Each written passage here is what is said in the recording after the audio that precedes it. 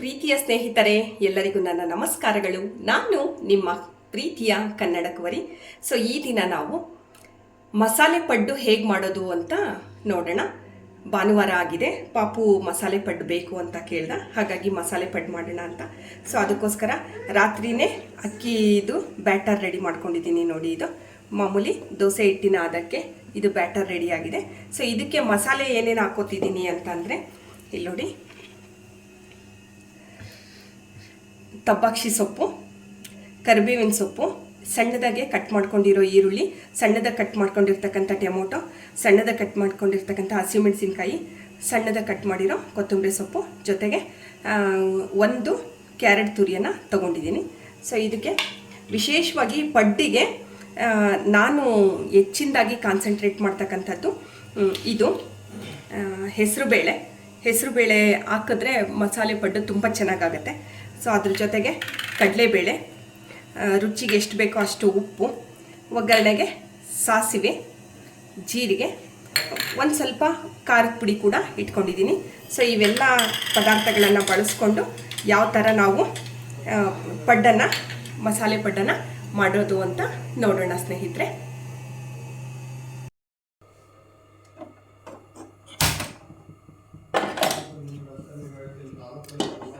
ಮಸಾಲೆ ಪಡ್ಡು ಮಾಡಲಿಕ್ಕೆ ಫಸ್ಟು ಒಗ್ಗರಣೆ ಮಾಡ್ಕೊಳ್ಳೋಣ. ಎಣ್ಣೆ ಹಾಕ್ಕೊಂಡಿದ್ದೀನಿ. ಎಣ್ಣೆ ಸ್ವಲ್ಪ ಕಾಯಿಲಿ. ಎಣ್ಣೆ ಕಾದ್ಮೇಲೆ ಸಾಸಿವೆ ಹಾಕ್ಕೊಳ್ಳೋಣ.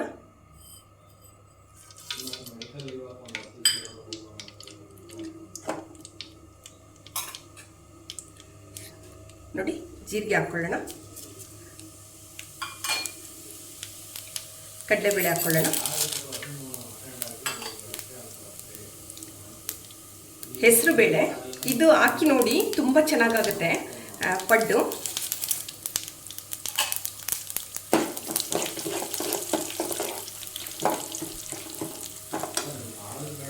ಈಗ ಕರಿಬೇವು ಸಣ್ಣದ ಕಟ್ ಮಾಡ್ಕೊಂಡಿರೋದು ಅದನ್ನ ಹಾಕ್ಕೊಳ್ಳೋಣ. ಹಸಿಮೆಣಸಿನ್ಕಾಯಿ ಸಣ್ಣದ ಕಟ್ ಮಾಡಿರೋದು,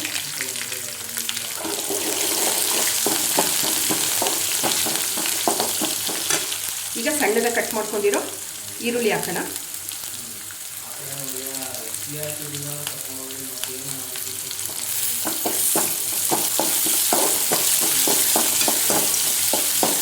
ಇದೇನು ತುಂಬ ಒಗ್ಗರಣೆ ಒಳಗೆ ರೋಸ್ಟ್ ಆಗಬೇಕು ಅಂತಂದೇನಿಲ್ಲ, ಸ್ವಲ್ಪ ಜಸ್ಟ್ ಬಿಸಿ ಆದರೆ ಸಾಕು. ಮತ್ತೆ ಪಡ್ಡಿನ ಜೊತೆಗೆ ಅದು ಬೇಯೋದಿದೆಯಲ್ಲ, ಹಾಗಾಗಿ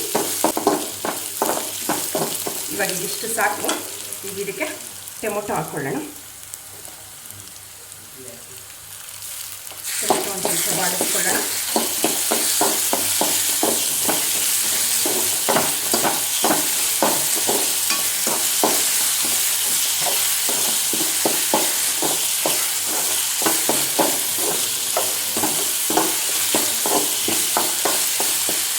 ಇಷ್ಟಾದರೆ ಸಾಕು. ಈಗ ಇದಕ್ಕೆ ಕ್ಯಾರೆಟ್ ತುರಿ ಹಾಕ್ಕೊಳ್ಳೋಣ. ಕ್ಯಾರೆಟು ನಮ್ಗೆ ಎಷ್ಟು ಬೇಕೋ ಅಷ್ಟು ಹಾಕ್ಕೋಬೋದು. ನಾನು ಸ್ವಲ್ಪ ಜಾಸ್ತಿನೇ ಹಾಕ್ತಿದ್ದೀನಿ.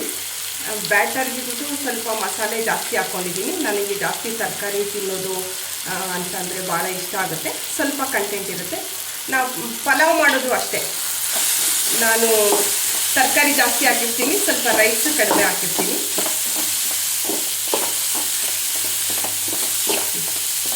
ಈಗ ಸಬ್ಸಿಗೆ ಸೊಪ್ಪು ಹಾಕ್ಕೊಳ್ಳೋಣ. ಕರಿಬೇವನ್ನು ಹಾಕ್ಕೊಂಡ್ಬಿಡೋಣ. ಕೊತ್ತಂಬರಿ ಸೊಪ್ಪನ್ನು ಹಾಕ್ಕೊಂಡ್ಬಿಡೋಣ.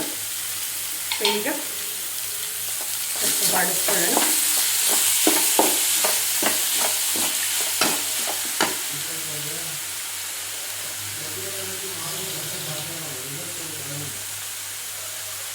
ಈಗ ಇದಕ್ಕೆ ರುಚಿಗೆ ಎಷ್ಟು ಬೇಕೋ ಅಷ್ಟು ಉಪ್ಪು ಹಾಕ್ಕೊಳ್ಳೋಣ. ಇದು ಬ್ಯಾಟರ್ಗೆ ಹಾಕಿರ್ತೀವಿ ನಾವು, ಈಗ ಒಗ್ಗರಣೆಗೆ ಹಾಕಿರೋ ಇದು ಸ್ಟಫಿಗೋಸ್ಕರ ಅಷ್ಟೇ ಹಾಕ್ಕೋತಾ ಇರೋದು. ಇಷ್ಟು ಸಾಕು ಅನ್ಕೊಂತೀನಿ. ಒಂದು ಸ್ವಲ್ಪ ಖಾರದ ಪುಡಿ ಹಾಕ್ಕೊಳ್ಳೋಣ. ಹಸಿಮೆಣಸಿನ್ಕಾಯಿ ಹಾಕಿದ್ದೀನಿ, ಬಟ್ ರುಚಿಗೋಸ್ಕರ ಒಂಚೂರು ಖಾರದ ಪುಡಿ ಹಾಕ್ಕೊಳ್ಳೋಣ. ಇದನ್ನು ಚೆನ್ನಾಗಿ ಮಿಕ್ಸ್ ಮಾಡಿಬಿಡೋಣ.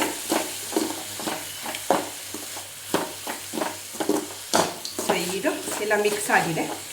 ಈಗ ಇದನ್ನು ಸ್ವಲ್ಪ ಹೊತ್ತು ತಣ್ಣಗಾಗಲಿಕ್ಕೆ ಬಿಡೋಣ. ತಣ್ಣಗಾದ್ಮೇಲೆ ಇದ್ರ ಜೊತೆಗೆ ಬ್ಯಾಟರ್ ಮಿಕ್ಸ್ ಮಾಡ್ಕೊಳ್ಳೋದಿದೆ. ಸೊ ಸಾಕು, ಆಫ್ ಮಾಡ್ತಿದ್ದೀನಿ.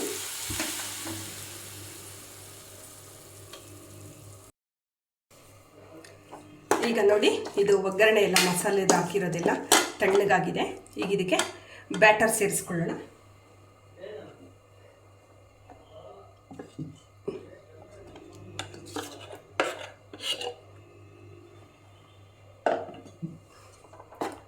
ಸೇರಿಸ್ಕೊಂಡು ಚೆನ್ನಾಗಿ ಮಿಕ್ಸ್ ಮಾಡ್ಕೊಳ್ಳೋಣ. ಇದೇನಿಲ್ಲ, ಮಾಮೂಲಿ ಅಕ್ಕಿ ನೆನೆಸ್ಬಿಟ್ಟು ಮಿಕ್ಸಿ ಮಾಡಿಕೊಂಡು ಉದ್ದಿನಬೇಳೆ ನೆನೆಸಿ ಅಕ್ಕಿ ಮತ್ತು ಉದ್ದಿನಬೇಳೆ ಮಿಕ್ಸ್ ಮಾಡ್ಕೊಂಡಿರೋದು, ದೋಸೆ ಹಿಟ್ಟು ಮಾಮೂಲಿ. ಸೊ ಈಗ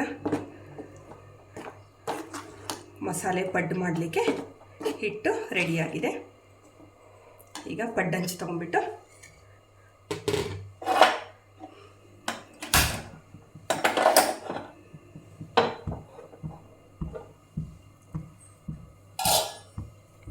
ಪಡ್ಡಂಚಿಟ್ಟಿದ್ದೀನಿ. ಕಾಯಿಲಿ ಸ್ವಲ್ಪ ಆಯಿಲ್ ಹಾಕ್ಕೊಳ್ಳೋಣ.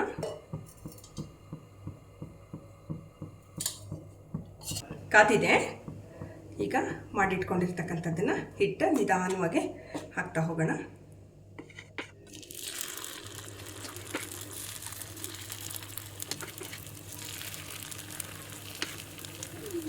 ಒಳ್ಳೆ ಮಸಾಲೆ ಪಡ್ಡು ಮಾಡಬೇಕಾದ್ರೆ ಉರಿನ ತುಂಬ ಹೈ ಫ್ಲೇಮಲ್ಲಿ ಇಟ್ಕೋಬಾರ್ದು. ಸ್ವಲ್ಪ ಮೀಡಿಯಮ್ಗಿಂತೂ ಸ್ವಲ್ಪ ಕಡಿಮೆ ಇಟ್ಕೊಂಡು ನಿಧಾನವಾಗಿ ಬೇಯಿಸಬೇಕು, ಇಲ್ಲಾಂದರೆ ಒಳಗಡೆದೆಲ್ಲ ನೀಟಾಗಿ ಬೇಯೋದಿಲ್ಲ. ಹಾಗಾಗಿ ಮುಚ್ಚಿಬಿಟ್ಟು ಲಿಡ್ ಹಾಕ್ಬಿಟ್ಟು ಬೇಯಿಸ್ಕೊಳ್ಳೋಣ.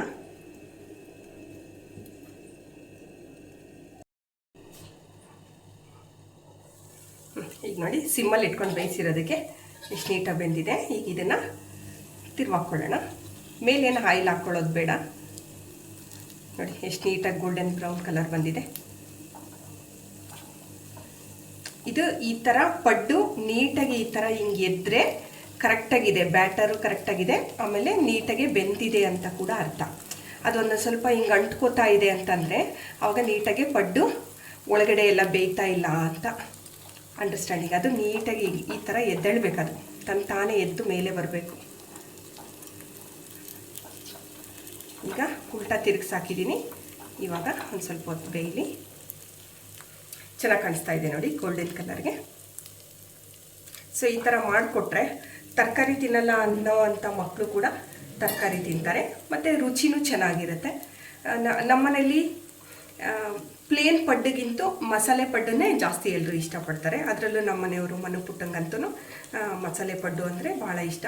ನಮ್ಮ ಚೋಟು ಸ್ವಲ್ಪ ತರಲೆ ಮಾಡ್ತಾನೆ, ಮಸಾಲೆ ಪಡ್ಡು ಬೇಡ ನನಗೆ ಪ್ಲೇನ್ ಪಡ್ಡು ಬೇಕು ಅಂತ. ಬಟ್ ಒಂದೊಂದು ಸಾರಿ ತಿಂತಾನೆ, ಅವನಿಗೋಸ್ಕರನೇ ತಿನ್ನಿಸ್ಬೇಕು ಅಂತಲೇ ನಾನು ಹಿಂಗೆ ಮಾಡಿರ್ತೀನಿ. ಅವನಿಗೇನು ಸಮಸ್ಯೆ ಇಲ್ಲ, ತರಕಾರಿ ಎಲ್ಲ ತಿಂತಾನೆ, ಬಟ್ ಟೊಮೊಟೊ ಅಂತೂ ತಿನ್ನೋದಿಲ್ಲ. ಆ ಟೊಮೊಟೊ ಸಲುವಾಗಿ ಮಸಾಲೆ ಪಡ್ಡು ನನಗೆ ಬೇಡ ಅಂತಿರ್ತಾನೆ ಅಷ್ಟೇ. ಒಂದೊಂದು ಸಾರಿ ಅದನ್ನು ಸ್ಕಿಪ್ ಮಾಡಿರ್ತೀನಿ ನಾನು, ಪಾಪು ತಿನ್ನೋದಿಲ್ಲ ಅನ್ನೋ ಕಾರಣಕ್ಕೆ. ಬಿಟ್ಟರೆ ಉಳಿದಂತೆ ದೊಡ್ಡವ್ರಿಗೆಲ್ಲರಿಗೂ ಸೂಪರಾಗಿರುತ್ತೆ. ಸೊ ಸಖತ್ತು ಇಷ್ಟ ಆಗುತ್ತೆ ಎಲ್ಲರಿಗೂ. ನೋಡಿ ಬೆಂದಿದೆ, ಈಗ ಆರಾಮ್ಸೆ ತೆಗಿಬೋದು ಇದನ್ನು. ಇನ್ನೂ ಒಂದೇನಪ್ಪ ಅಂತಂದರೆ, ಇದು ಕರೆಕ್ಟಾಗಿ ಬೆಂದಿದೆಯೋ ಬೆಂದಿಲ್ವೋ ಅಂತ ನಮಗೆ ಗೊತ್ತಾಗಬೇಕಂದ್ರೆ ಇದು ಪಡ್ಡು ತೆಗಿಯೋದು ಇರುತ್ತಲ್ಲ, ಇದನ್ನು ಇದರೊಳಗೆ ಹಿಂಗೆ ಚುಚ್ಚಿ ಹಿಂಗೆ ಎತ್ಕೋಬೇಕು ಮೇಲಕ್ಕೆ. ಆವಾಗ ಅದು ಕರೆಕ್ಟಾಗಿ ಬಂದರೆ ಅದು ನೀಟಾಗಿ ಬೆಂದಿದೆ ಅಂತ. ಮತ್ತು ಇದು ಒಳಗಡೆ ಪೋರ್ಷನ್ ನೋಡಿ ಏನು ಅಂಟ್ಕೋತಾ ಇಲ್ಲ. ಸೊ ಹೀಗಾಗಿ ನಮ್ಗೆ ಏನು ಅನಿಸುತ್ತೆ ಅಂತಂದರೆ ಪಡ್ಡು ಚೆನ್ನಾಗಿ ಬೆಂದಿದೆ ಅಂತ ನಮಗೆ ಗೊತ್ತಾಗುತ್ತೆ. ನೋಡಿ ಎಲ್ಲವೂ ನೀಟಾಗಿ ಬರ್ತಿದ್ದಾವೆ ನೋಡಿ, ಏನೂ ಅಂಟ್ಕೋತಾ ಇಲ್ಲ. ಇದೊಂದು ಸ್ವಲ್ಪ ಇನ್ನೊಂದು ಸ್ವಲ್ಪ ಬೇಯಬೇಕು. ಸೊ ಇದು ಈ ಥರ ಟೆಸ್ಟ್ ಮಾಡಲಿಕ್ಕೆ ನೋಡಿ, ಈ ಥರ ಹಿಂಗೆ ಚುಚ್ಚಿ ಹಿಂಗೆ ಎತ್ಕೊಂಡ್ರೆ ಅದು ಏನೂ ಅಂಟ್ಕೋಬಾರ್ದು, ಅವಾಗದು ನೀಟಾಗಿ ಬೆಂದಿದೆ ಅಂತ. ಸೊ ಇದು ಈ ಒಂದೆರಡು ಸ್ವಲ್ಪ ಬೇಯೋದಿದೆ, ಹಾಗಾಗಿ ಇನ್ನೊಂದು ಸ್ವಲ್ಪ ಒಂದು ಸೆಕೆಂಡ್ ಬಿಡೋಣ. ಈಗ ಮಾಡೋಣ ನೋಡಿ, ಕವರ್ ಆಗಿದೆ. ಈ ಕಡೆನೂ ಇನ್ನೂ ಸ್ವಲ್ಪ ಗೋಲ್ಡನ್ ಬರಬೇಕು, ಬೇಯ್ಲಿ ಇನ್ನು ಸ್ವಲ್ಪ.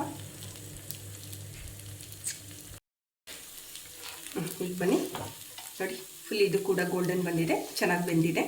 ಈಗ ಹಾಕ್ಕೊಳ್ಳೋಣ.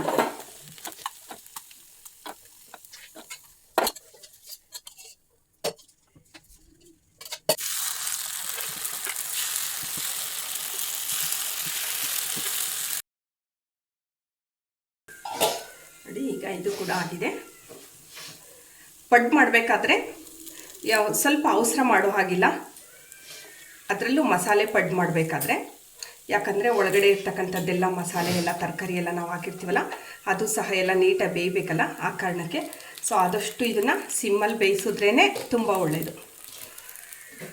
ಅವಸರ ಮಾಡಿಕೊಂಡು ಮಾಡ್ತೀವಿ ಅಂತಂದರೆ ಆಗೋದಿಲ್ಲ, ಸ್ವಲ್ಪ ಟೈಮ್ ಕೊಡಬೇಕು.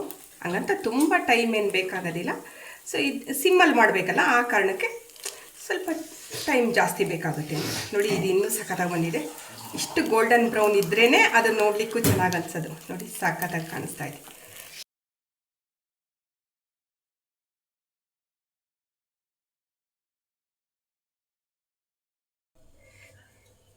ಈ ದಿನ ಭಾನುವಾರದ ನಮ್ಮನೆ ಸ್ಪೆಷಲ್ ಸಾಗು ಮತ್ತು ಚಟ್ನಿ ಜೊತೆಗೆ ಮಸಾಲೆ ಪಡ್ಡು ರೆಡಿ.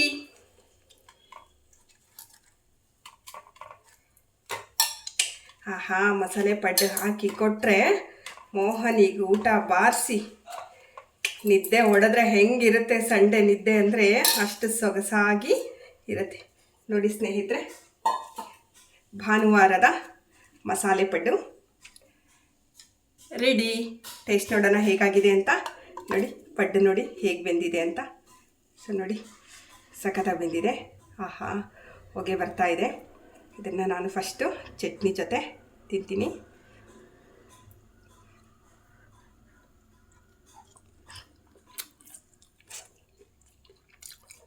ಸೂಪರಾಗಿದೆ. ಆಹಾ, ತಿಂತಾಯಿದ್ರೆ ತಬ್ಬಾಕ್ಷಿ ಸೊಪ್ಪು, ಕೊತ್ತಂಬರಿ ಸೊಪ್ಪು, ಕ್ಯಾರೆಟು, ಅದರೊಳಗೆ ಮಧ್ಯದಲ್ಲಿ ಕಡಲೆಬೇಳೆ ಮತ್ತು ಹೆಸರುಬೇಳೆ ಸಿಗುತ್ತಲ್ಲ, ಅದು ತಿಂತಾಯಿದ್ರೆ ಸೂಪರಾಗಿದೆ. ಚಟ್ನಿ ಜೊತೆಗೂ ಚೆನ್ನಾಗಿದೆ, ಸಾಗು ಜೊತೆಗೂ ಚೆನ್ನಾಗಿದೆ.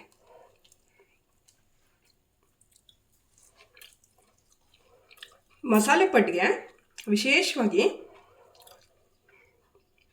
ತಬ್ಬಾಕ್ಷಿ ಸೊಪ್ಪು ಇರಲೇಬೇಕು. ಅದಿದ್ರೇ ಟೇಸ್ಟು ಪಡ್ಡಿಂದು ರುಚಿ ಜಾಸ್ತಿ ಆಗೋದು. ನೆಕ್ಸ್ಟ್ ಟೈಮ್ ನೀವು ಮಾಡ್ಕೋಬೇಕಾದ್ರೆ ಮಸಾಲೆ ಪಡ್ಡಿಗೆ ತಬ್ಬಾಕ್ಷಿ ಸೊಪ್ಪು ಹಾಕ್ಕೊಂಡು ಮಾಡಿ, ಸಖತ್ತಾಗಿರುತ್ತೆ. Thank you for watching. ಬನ್ನಿ ಮನು ಪುಟ್ಟನ್ ಕೊಡೋಣ, ತಿಂತ ಅವ್ರೇನು ಹೇಳ್ತಾರೆ ನೋಡೋಣ. ಈ ರೀತಿಯಾಗಿ ಸ್ನೇಹಿತರೆ, ನೀವು ಸಹ ಮನೆಯಲ್ಲಿ ಮಸಾಲೆ ಪಡ್ಡನ್ನು ಮಾಡಿಕೊಂಡು ತಿನ್ಕೊಳ್ಳಿ. ಆರೋಗ್ಯಕರವಾಗಿರ್ತಕ್ಕಂತಹ ಮಕ್ಕಳಿಗೆ ಸಮತೋಲಿತ ಆಹಾರ ಸಿಗೋ ಹಾಗೆ ನೋಡ್ಕೊಳ್ಳಿ. Thank you for watching.